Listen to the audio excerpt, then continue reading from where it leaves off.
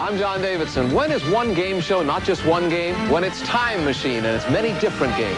Make it 8 with Time Machine premiering Monday. This is It Was a Thing on TV. Punisher! Control! Tell me before I change my mind! I give you Super Train.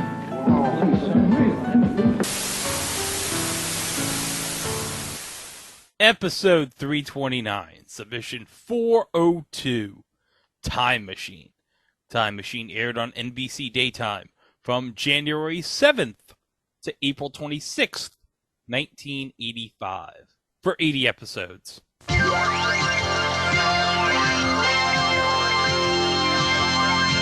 Today, a brand new car could go to the player who can tell us when West Side Story won the Oscar for Best Picture. Join us as we take a journey back through time on Time Machine.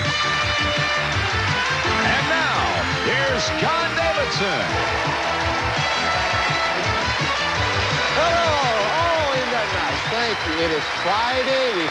We have given away a lot of stuff this week. Hey guys, do you enjoy Price is Right? Do I? Why, yes. Yes, I do. Super. Do you guys enjoy history? Yes! Do I? Well, guys, we have the perfect show for you. What happens when you mix The Price is Right and history? You get Time Machine. Doesn't it sound so much fun? Price is Right with years. That's gotta be the one-line pitch to Brandon Tartikoff right there. Price is Right with history. Mix Price is Right with history, you get this piece of crap. Greg, this might be a piece of crap, but it's the first game show hosted by a certain individual. Hey, Shadow Stevens, can you tell us who that is? Oh, we're going to get so much mileage out of that this week. He sounds angry. He's angry. He has to introduce John Davidson all the time. I knew that way too after the first week. No, not this host again. Someone find Peter Marshall. I want a new host. Peter Moore! No, that doesn't. No, remember Larry Bud Melvin was guesting that one segment of Hollywood Squares. Remember that? Yes. Yes, I do. Or we could get Alf. Remember he did, I think it was the Christmas week. Oh yeah, didn't Mr. Game Show help him? I don't know if it was necessarily helped him, but I remember that was where Mr. Game Show was plugged. I remember seeing that. But yeah, I could hear Shadow Stevens. Alf! But yes, John Davidson's first gig as a game show host was this show. And it felt like it. It's not exactly the heavily scripted, heavily produced, rightly regimented gig That's Incredible was. And he doesn't have Fran Tarkenton and Kathy Lee Crosby to make him look good either. Hey, they could have used Shadow Stevens on That's Incredible. That's incredible! Oh, we're going to get mileage out of that. Not just Shadow Stevens saying John Davidson, but we're just going to talk like Shadow Stevens all episode. Hey, what network did Time Machine air on? NBC! So this game show, is a quiz show that was the brainchild of one Bill Barr. And before you ask, no, not that one. Or the other Bill Barr. No, this was basically Bill Barr taking the Price is Right formula and adding it to news, current events, pop culture, and recent history. And by recent, we mean like from the 50s to 1984. Oh, it goes even further back than that. Watching some of the episodes, doing show prep, which I do maybe about once every 2-3 months, there were events actually going back from what I saw as far as the 20s. But yes, this was basically created at a time where nostalgia for the good old days was at an all-time high, as is evidenced by the eventual rise of the Nostalgia Channel. Yes, that was a thing. And, oh yeah, and also Nick at Night. Was that the network that aired Let's Go Back? Yes. Yes, it was. Jeez. Oh, no. No, no. I know we've got to cover that piece of crap, but oh my God. Yeah, of course. No, Ralph that's Gorman was a bad. contestant on it. Well, Ralph Garman was a contestant on it, but also Scott Sternberg hosted it. Oh, And God! Yeah, Okay, right there. Scott Sternberg hosted it. with his 80s man perm, yeah. Yeah, with that sort of like 80s mullet, which was like really greasy. I'm not saying that Scott Sternberg is a greasy person, but his mullet was very greasy. Oh, and speaking of Scott Sternberg, I don't know if you guys know this. He's been doing this for 50 years at least, because I remember seeing his name attached to the credits of Celebrity Sweepstakes, but he's still doing stuff now. He actually has a new show on called I Crime with Elizabeth Vargas. That's his production company, and he's in the credits, his name. Wow. Oh, wow. So he must be, gosh, he's got to be close to 75, 80 years old at this point, and he's still churning out TV shows. You know what? We should all be so lucky to have a long and fruitful career, because remember, this is the guy that brought back Catch-21 with the help of Meryl Heater. But we're not here to talk about Let's Go Back. We're here to talk about, who's that again, Shadow? We're going to hear that the rest of this episode. Oh, my God. Oh, but yes. So John Davidson was the host, and announcing him would be LA DJ Charlie Tuna, with an occasional substitute for 1 or 2 weeks by Rich Jeffries. Had Charlie Tuna started on Scrabble yet? I want to say no, because Yeah, Jay Stewart was doing it, right? Jay Stewart was doing both Scrabble and Sail of the Century at the time. It was one of 3 Reg Grundy shows, 2 of which were announced by Jay Stewart at the time. And doing a little quick research, Scott Sternberg is only 72. Oh. Yeah, I actually found information about Scott Sternberg online. 72, born in November of 1950. Wow. He's been in the business for close to 50 years, and he's still going reasonably strong. I mean, again, like you said, he's still with us. He's still vertical and doing work. So more power to him. More power to him indeed, yes. But once again, we're not here to talk about him. We're here to talk about...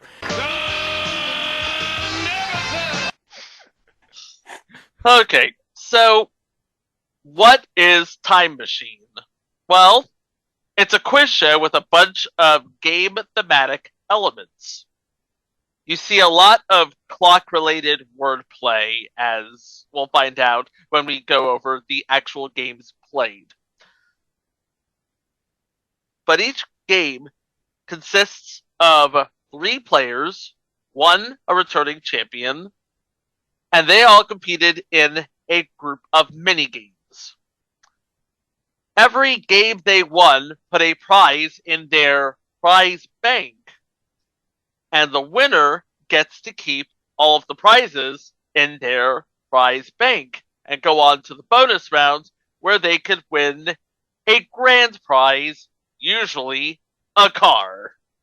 And that's all there is to it as far as bare bones goes, but you probably want all of the details of the games and whatnot. Well, of course, that's why we're here. Alright, well, let me tell you. There were at least 6 minigames used in the Time Machine.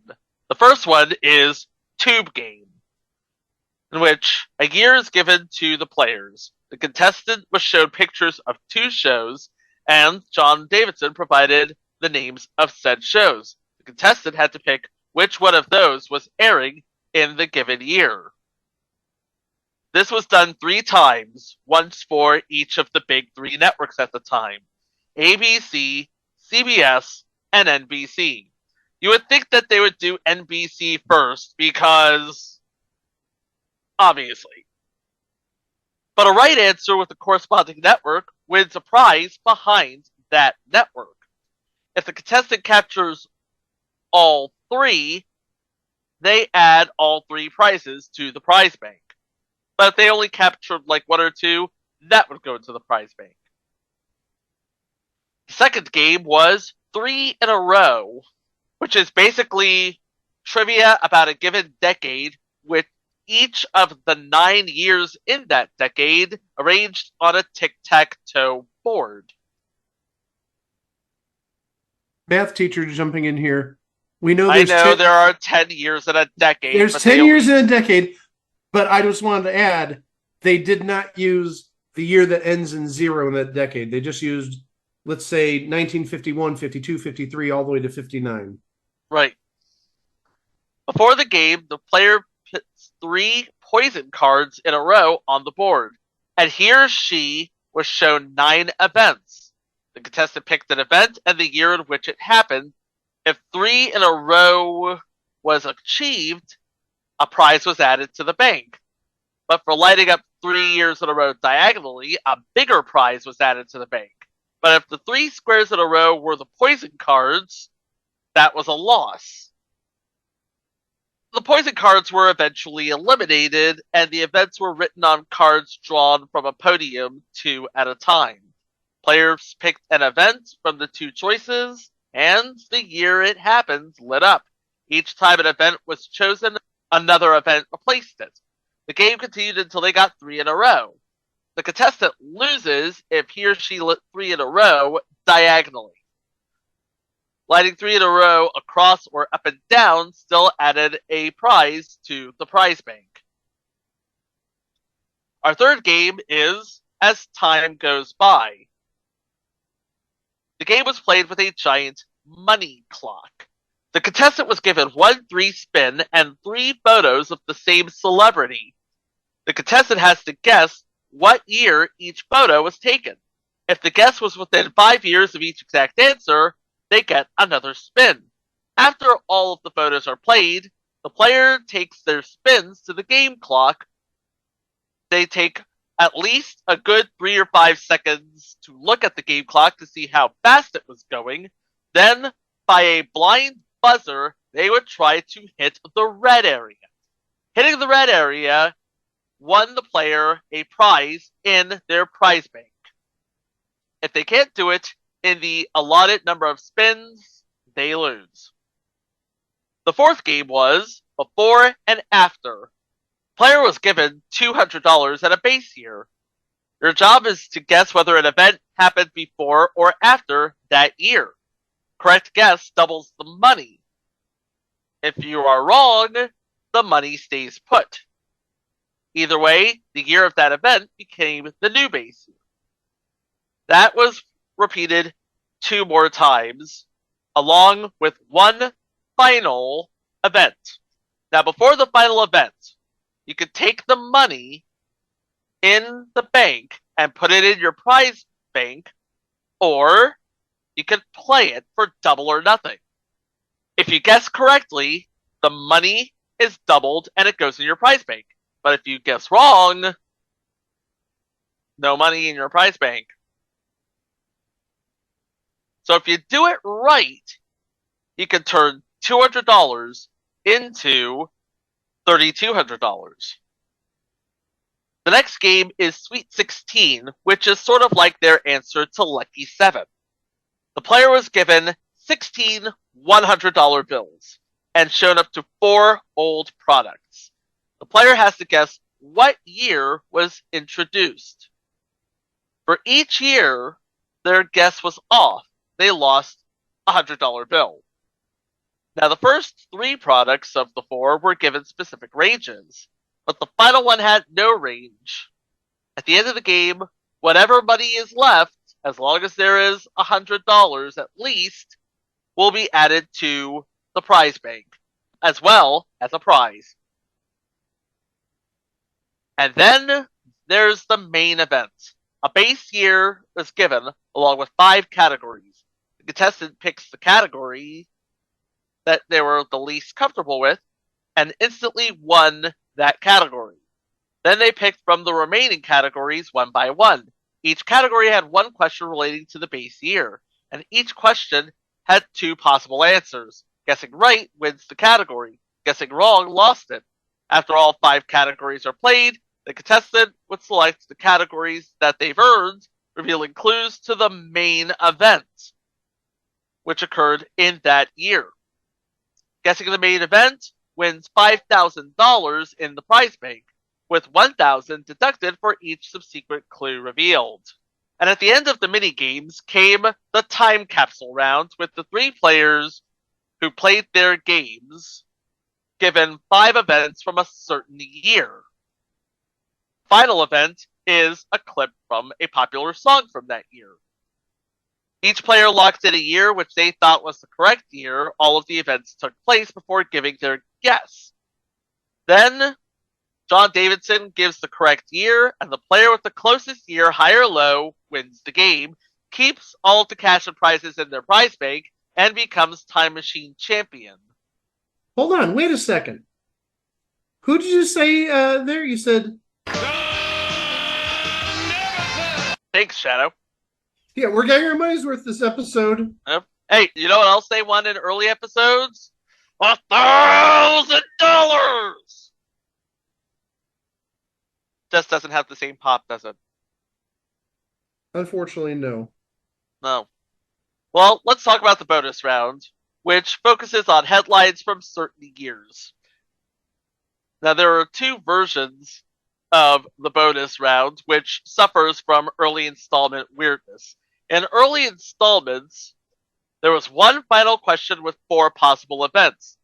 The player's job is to choose the event which happened in the given year to win a jackpot prize package valued at $20,000.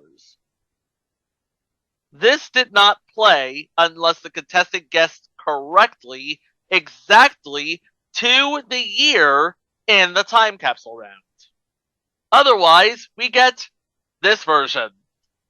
We have a base year, and 4 events that may or may not have happened in that year. The champion's job is to guess whether each event occurred before or after that given year. Each correct answer moved on to the next event. An incorrect answer ends the game. If the champion could get all 4 questions right, they won the jackpot prize package, plus a cash jackpot, which started at $1,000 and grew by $1,000 for each day it was not won.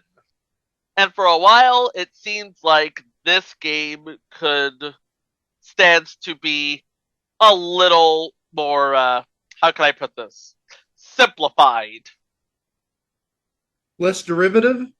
Less derivative?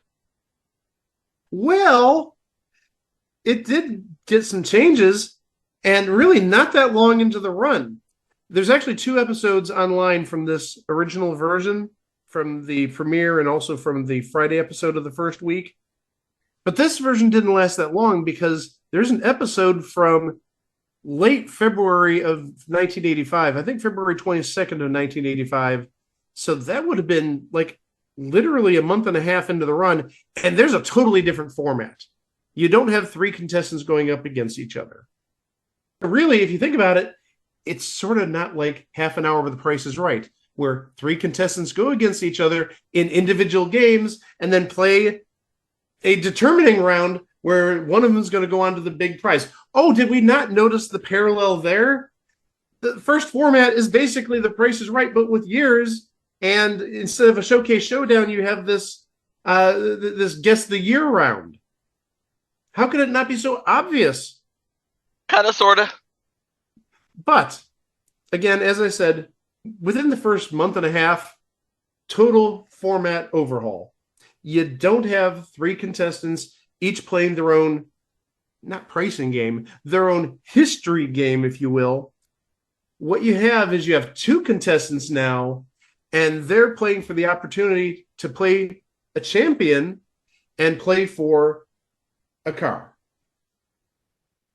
Yeah, they eliminated the cash jackpots all over the place and just replaced the final round grand prize with a car. And actually, Wikipedia, it says that this started on February 11th. So we would be looking at 5 weeks of the first format? Yeah, I mean, it debuted January 7th. So that's 5 weeks later. You have a overhauled format. So the first format was basically 25 of the 80 shows. Yeah, I don't know. It didn't get much better. I mean, it was definitely less derivative. We can say that. So, now, as I said, 2 contestants battle each other for the right to play against the champion. And no big prize packages. It's just a car. And from some of the episodes I've seen, it's like a convertible, a Fiero, some like $12,000, $13,000 vehicle. Not bad for back in 1985. So you had these 2 players going against each other in a set of 3 games. And really, the games are more or less the same. There's a few little differences. And actually, they sort of took a page out of the Name That Tune book, where the first 2 games were worth a point, and the last one was worth 2. And then if they were tied after 3 games, they did a tiebreaker. So that sort of reeks of Name That Tune, where, Melody Roulette's worth 10 points, and Tune Topics is worth 10 points, and Bit of Notes worth 20, and whoever has the most goes on. And also, hey, that was also this season, 1984-85. Oh, yeah. This is just ripoff on top of ripoff. Not only did they, try taking the prices right and the format and whatnot, and put years to it, but now the second version has the scoring from Name That Tune, which premiered that previous fall. Reg Grundy, I'm sorry, you don't have an original bone in your body. You're taking from here and taking from here and taking from here and putting it into a Vitamix and mixing it up and turning it into this. But hey, let's talk about some of these games. Like I said, there were still 6 games, and actually what they did is they had 2 lineups, and they alternated days. So on one day, you'd have the lineup of 3 games in the same order, never changed order-wise. And then the next day, you had the second order. And then the next day after that, you'd go back to the first lineup and so on and so forth. So the first lineup had As Time Goes By as the first game. And the As Time Goes By game was pretty much similar to an extent as to the first format. Obviously, with 2 people playing back and forth, they had to make some changes. So one player gave the year that they thought a certain photo was taken, and simply the other contestant said before or after. And whoever got it right got 1 spin on that money clock. And 3 pictures were played, and the contestants went to the money clock and won whatever they got on the wheel. And I'm going to assume the first point for winning the game was whoever got 2 spins right. It wasn't necessarily who had the most money, because one contestant could have gotten $1,000 and a contestant with 2 spins could have gotten 2 zeros. According to Truth by Consensus Wikipedia, both contestants kept any money won during the rounds, with the one that made the most money winning the game and the point. Well, that's not terribly fair if you got 2 right but got no money, and someone just dumb luck got $1,000. This is so broken. I'm sorry. And this exact scenario did happen on an episode available on YouTube. Somebody got 2 spins and only won like $300 or $400, while the person who only got 1 spin won $1,000 and won the point. Still unfair. Let's try game 2. Let's see if that gets any better. It's the tube game again. And again, you're given a year, and you've got your 3 networks, and they talk about a show on each of those 3 networks in that year. The object is to get to 5 points, and we know there's only 3 shows there, but to fill up the rest of the time to get to 5 points, contestants answer questions about those shows. So first to 5 wins the point. We go to the third game, which is the jukebox game. And again, it's music related. You're given a song. You have to identify what year it's from. And first to get 3 points wins the game and the prize. After the 4 jukeboxes were played, if it was a 2-2 tie, there was a song given, and they had to identify the artist to win the point and win the game. So whoever had the most points goes on to play against the champion. But we'll get to that in a second. Let's get to the second lineup, and then we'll talk about the main event, as it were. So the second lineup, the first game was called On the Button, and it's a new game, but the set that was used, the set piece, was just recycled from Sweet 16. So I think we're seeing a little more cheapness here, just saying. So an event was given, and one player guessed what year it happened in. Getting it exactly on the nose got a point. And if they were wrong, your host would say, is it before or after? And if that contestant was wrong, they went back to the original contestant and did higher or lower. It's sort of like clock game, but with years. Again, more derivative. So whoever got 3 points right won the game, got a prize.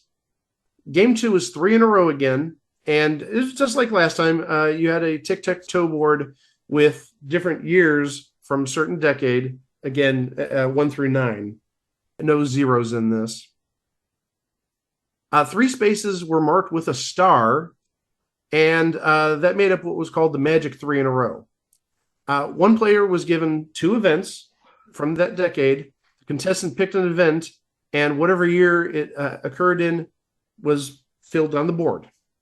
A new event took that place, and the next contestant continued, did the same thing. Picking a space in the magic 3 in a row won $100.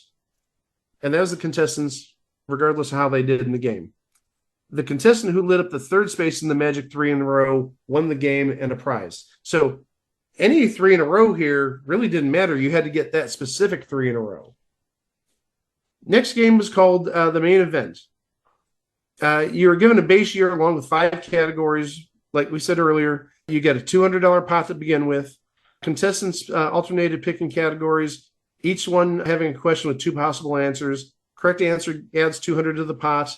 After all the categories were played, there were clues to a main event revealed one at a time.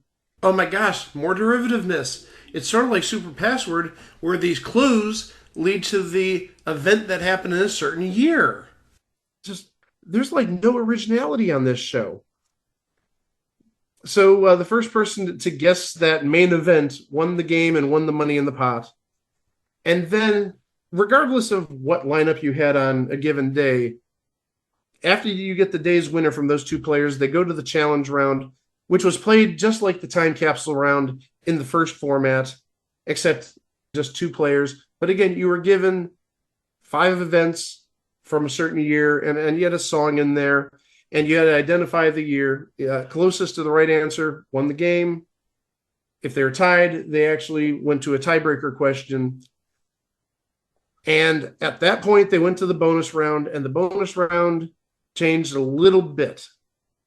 It was very similar to the second bonus round, but you were just playing for a car. You weren't playing for a increasing prize package and a jackpot and a whole slew of prizes. It was just straight up for a car. Again, you're given a target year before and after, and you had to declare whether it was before or after that year. 4 in a row right, you won the car.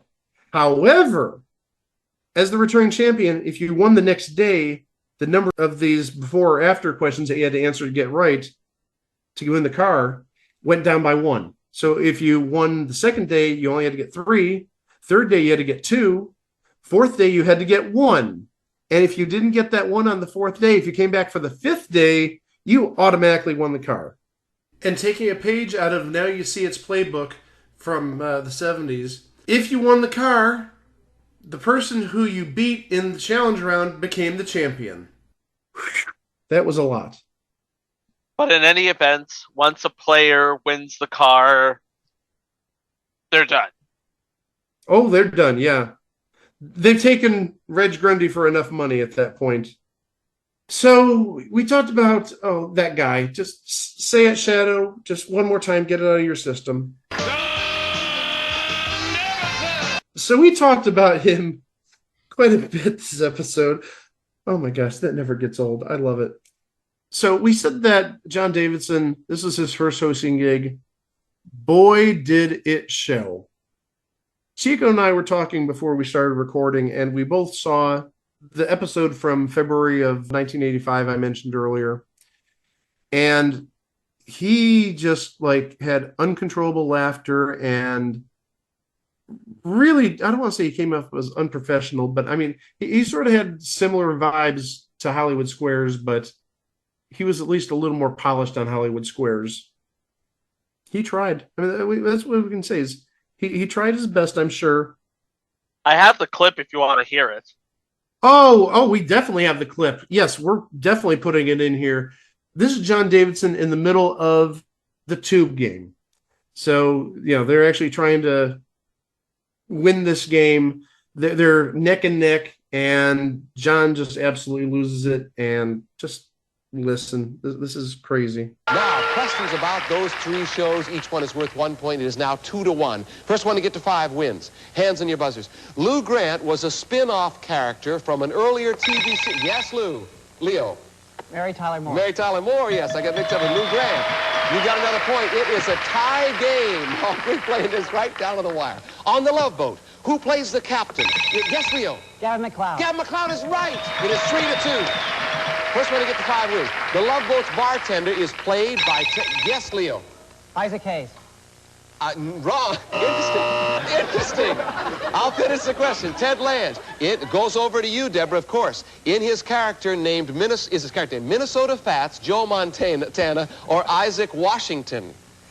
Isaac Washington. Isaac Washington is right. You've got 3 points. It is still a tie game. On the good players, on the Facts of Life, who plays house mother Edna Garrett? Is it Charlotte Ray, Alice Faye, or Helen Hayes? Yes, Leo. You need an answer. Charlotte Faye. Charlotte Faye is wrong. Can I accept that? No, I cannot. Goes over to you. Is it Charlotte Ray, Alice Faye, or Helen Hayes, Deborah? Charlotte Faye. No, it is not. Next question. It is Charlotte Ray. I can't help you any more than that. Next question. It is a tie game. The Facts of Life. The character played by Kim Fields has a rather odd name. Is she Flutie, Cootie, or Tootie? Yes, Leo. Flutie. Yes, it is. It is Tootie. Yes. Isn't television intelligent? Yes. It is Tootie. Who comes up with these names? All right, Deborah, you got 4, you got 3, Leo. Deborah, you could win the game right here. Leo, hang in there. The photographer on Lou Grant, was he called Animal, Vegetable? Yes, Leo. Animal. Animal's right. It's a tie game at 4-4. All right, now, you guys are great. This is right down to the wire. It is 4-4. It's 4-4. Whoever gets this next one has won the game. You win it, Leo. We got a tie. You win it, Deborah. Who would name a character Tootie or Flutie? It's just, all right. This is very important. Now, this is for the game. Listen up close. The purser on Love Boat has a strange nickname. Yes, Leo. Gopher. Gopher is right. Leo, you won the game. Congratulations. Yeah, John. Again, you tried. You tried. Bless your heart, you tried. And for the record, her real first name is Dorothy. Tootie? Tootie Ramsey's real first name is Dorothy. I didn't know that. But yeah, this show. Well, obviously it didn't last long. The competition, I don't even know if we should be going over the competition. The competition absolutely demolished it, obviously. Well, I can tell you the competition. ABC was pretty much airing whatever syndicated show was airing at the 10 o'clock hour. I mean, this is probably the age of Hour Magazine with Gary Collins or whatnot, or Donahue or whatever. But CBS, oh boy. CBS was airing the $25,000 Pyramid. You're not beating Dick. Good night, everybody. Hey, pervert. I didn't mean it that way. Yeah, I did. But yeah, I mean, Greg nods in agreement. Yeah, I've noticed he's gotten very quiet over there. He just can't wait to say John Davidson again. Just do it now, Greg. John Davidson. Do you feel better? Yes. Good. But yeah, double entendre or otherwise, you're not beating the pyramid. Sorry, no. Nope. It's not happening. No, not in this lifetime. or any other. And the thing of it is, that 10 o'clock half hour, that would be the half hour that sets the tone for the rest of the schedule. Because at 10:30, you get Jim Perry and Tale of the Century. At 11, you get Pat and Vanna and the Wheel. 11:30, you get Chuck Woolery and Scrabble. And you round out the game show block with Bert Convy and Super Password. That 10 o'clock hour was basically the slot of death for NBC. They could not find a show to go into it until, I want to say, Classic Concentration aired. That was 10:30.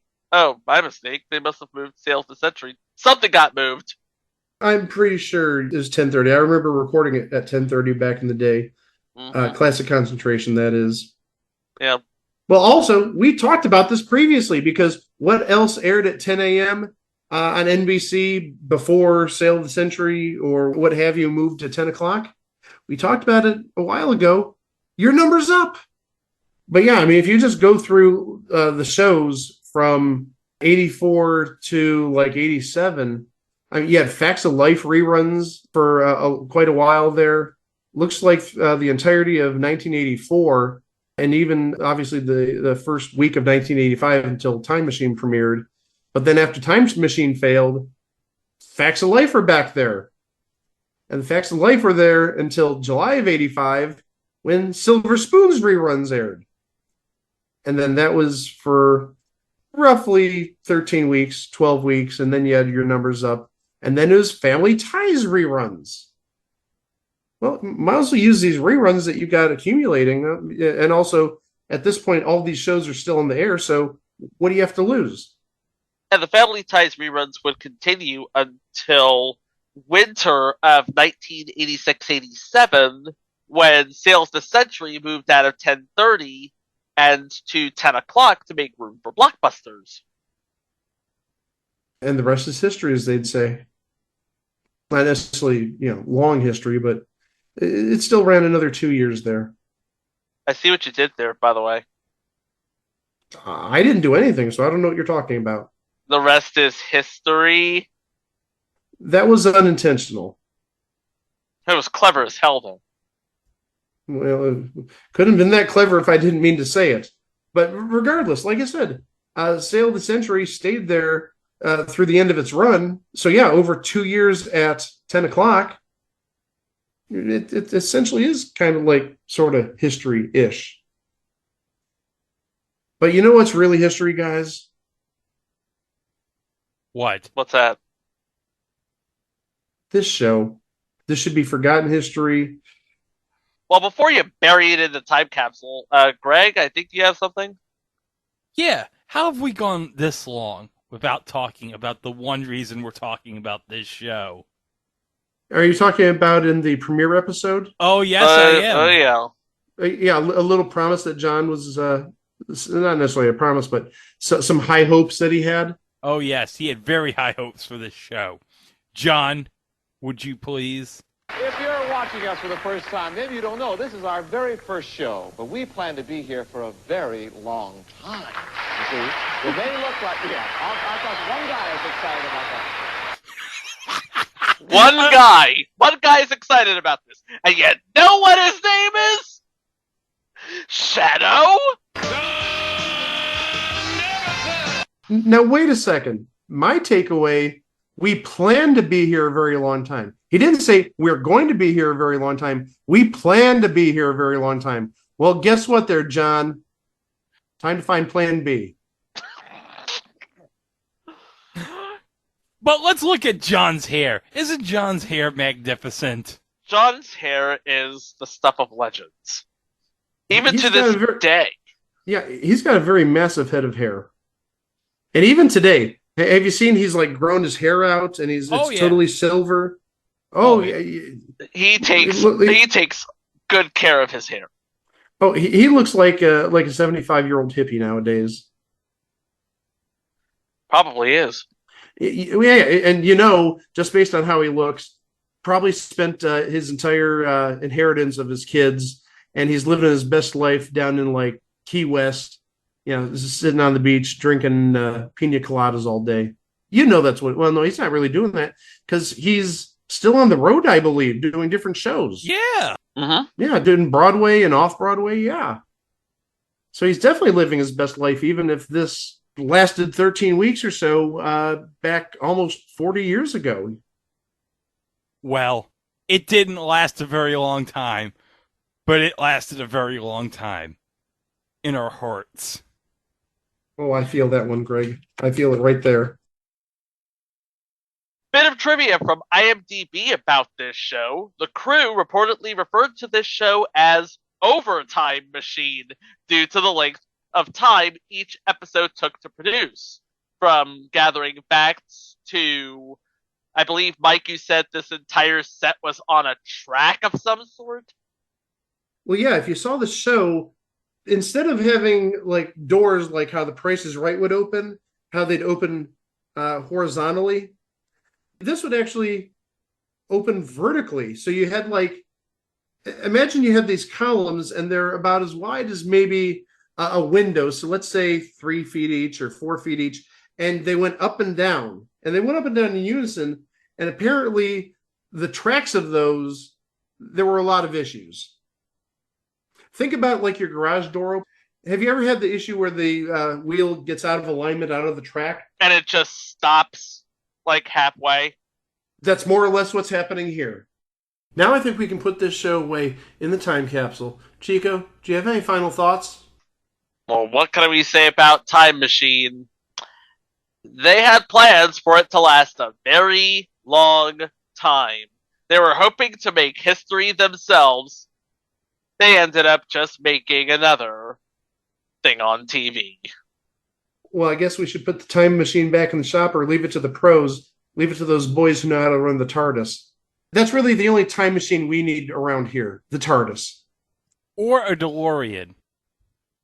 Yeah, those are the only 2 real time machines. Oh, wait. That's right. You know what the third one is? The phone booth from Bill and Ted. Yeah, that's true. The phone booth from Bill and Ted. Although the phone booth from Bill and Ted is basically the same thing as like a TARDIS, except it's like a 1980s phone booth. And incredibly roomy. And by incredibly roomy, we mean no. It's not incredibly roomy at all. Well, before we fire this time machine back to 2022, we want to remind you that this episode and all of our other episodes are available on itwasathingontv.com and wherever fine podcasts can be streamed. Don't forget, like, subscribe, rate, review, 5 stars only, because positive vibes only. Even though we know none of you rate it 5 stars, just go to Apple Podcasts and leave a 5-star review. That's it. That's all you gotta do. It takes like 5 seconds. That's it. Yeah, remember, 5 stars only, because positive vibes only. We only have 17 of them. We need like a couple more. It'd be true, though. And also, if you're on YouTube, because we are also on YouTube, don't forget to smash that subscribe button and hit the notification bell so you can stay up to date on all of our entries, including the one we have for this Thursday with a man, a woman. They're both police officers, and they both share a deep, dark, sexy secret. They're married. We'll go into greater detail next time right here on It Was a Thing on TV. For Greg, for Mike, I'm Chico. Thank you so much for listening. Please be kind to each other, and we will see you